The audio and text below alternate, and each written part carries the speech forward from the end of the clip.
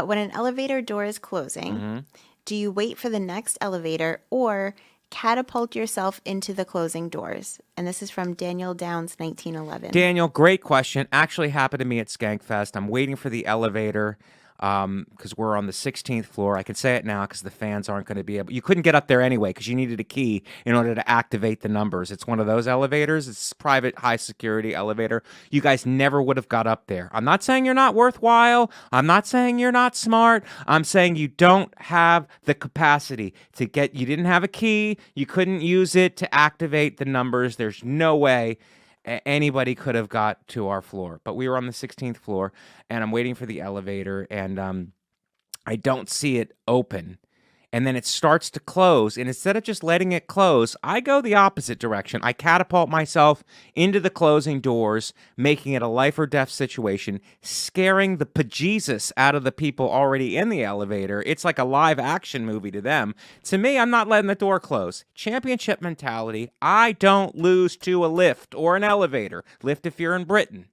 I will not lose to it, okay? I catapult myself in. I pry, risking life and limb. I will pry the doors open to show my masculinity. Young Katie Hannigan was next to me. She saw what happened. She saw me defeat this mechanical beast that everybody's afraid of. I wrestled the doors open, got in, and then had to have that awkward ride down. And so I kind of explained I would rather, risk death than to wait an extra 4 seconds for an elevator. Everybody did not laugh at that. They did not think it was funny. And we had an awkward ride. The only person thought it was funny was Katie Hannigan. And she gave me a smile and a little bit of a laugh. Everybody else was standing awkwardly, trying not to make eye contact as we hit the lobby. So that's my answer to that. I don't know. It's instinct. I've lived in buildings where the elevator is very slow. And if you miss it, you're waiting a good time. So I think with that kind of a background, maybe it's a PTSD type situation.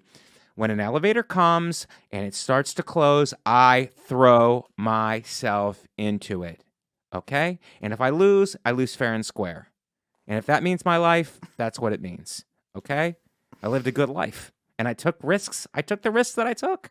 And they'll say that in my eulogy, which hopefully will be on a ground floor. Because that would be insult to injury. If I lost my life in an elevator and my funeral was like on a 3rd or 4th floor. And you had to take an elevator up to get there. Shannon, what do you do in that situation? What's your experience? I think it's about what your experience has been with elevators. I will leave it up to unless I'm in some sort of crazy rush for some reason, I leave it up to the people in the elevator. Like if I'm getting there right as the elevators are closing out, make eye contact with them. Right. And if they're good people, they'll stick out their arm so I can get in. And if they're not, then I wait for the next one. Do you have a thing about yourself where you think you're so hot that if you make eye contact, the erections will open the elevator door? I haven't thought of that before. I thought of it. I've thought of it. When you said make eye contact, I'm like, Shannon's playing a dangerous game here.